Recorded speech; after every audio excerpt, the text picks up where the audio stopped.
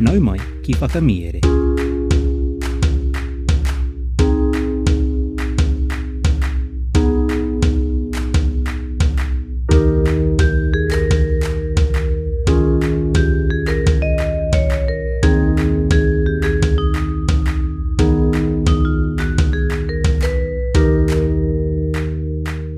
Tēnā rā koutou katoa, nau mai ki whakamiere. Welcome to Whakamiere, our podcast where we share reo Māori translations of stories.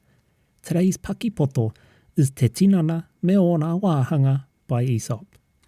Before we get into our kōrero, we have an āhuatanga reo today to have a kōrero about. It focuses on some of the key differences between te reo Māori and te reo Pākehā, like some nouns which are almost exclusively plurals in English, but are singular in te reo Māori. I'm talking about kupu like pants, shorts, hips, scissors, sometimes guests. In te reo Māori, these are singular. You would say, tō tarau, tōna tarau poto, tōna hope, te kuti kuti, te manuhiri.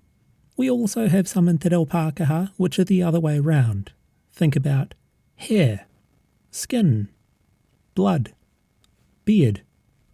In te reo Māori, we would say o makawe, ōna kiri, ōna toto, and ōna pāhau. Here are some examples to try out yourself. Shake your hips. Whati whati tō hope. Your pants are dirty. Kua paru tō tarau.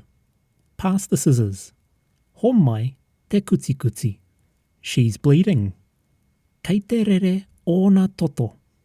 I've burnt my skin. Kua wera ōku kiri. E koutou mā ngai ōkaka ki te pīwawa o te reo. Tukuna e nei maramara kupu hei kai mā te hinengaro. Kāti kia koke tonu tātou ki te Paki Poto. Whakarongo mai. Te tinana me ōna wāhanga nā Aesop. I tutu te puehu I Wāhanga I te tinana me ōna wāhanga. Hei tā rātou he oranga ngoikore, he ao māngere tāna e whai nei, ā ko rātou ke hei papa. Arāngaringa ka ki atu e kore rāua e hāpa I te parāua, e kore ai ia e matekai. Ka ki atu te waha e kore ia e paku kai anō, ā hei tā ngā waiwai e kore tonu rāua e kawe I aia. Ā, ka pēnei tonu te toenga. I whakai te tinana, kia whāia e rātou, o rātou anō ara. Me tana mōhio pai, me ake nei rātou mārama ai. Nā wai, ka pēna, tā te mea. He kōingo nō rātou ki ngā toto, me te oranga ka hua ake I te puku. Ka kakama te kōpirihia kētia o rātou, hei kiri, hei kōiwi hoki. Ko te kiko te kōrero, e hara tō te tangata oranga I te oranga takitahi. Engari kē ia e oranga takitini. The Body and Its Parts by Aesop. The members of the body once rebelled against him. They said he led an idle, lazy life at their expense. The hands declared that they would not again lift even a crust to keep him from starving. The mouth that it would not take in a bit more food. The legs that they would carry him about no longer, and so on with the others. The body quietly allowed them to follow their own courses, well knowing that they would all soon come to their senses, as indeed they did when, for want of the blood and nourishment supplied from the stomach, they found themselves fast becoming mere skin and bone.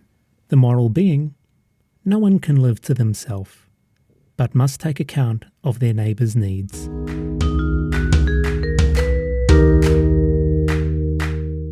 Tēnā rā koe I tāu whakarongo mai ki whakamiere. Thank you so much for listening to Whakamiere. Join us next time for a new episode, and if you like our kaupapa, please consider supporting us on Patreon. It's thanks to our patrons that we're able to keep the podcast ad-free. If you can't afford to support, kei te pai tēnā. A like and a review go a long way. If you have friends in whānau who you think might like the podcast, please share it with them as well. Check out Patreon for all the kōrero about subscriptions and how to join our whānau whakamiere. Ko Taurapa e mihi nui ana. Hei a kua nei e hoa mā.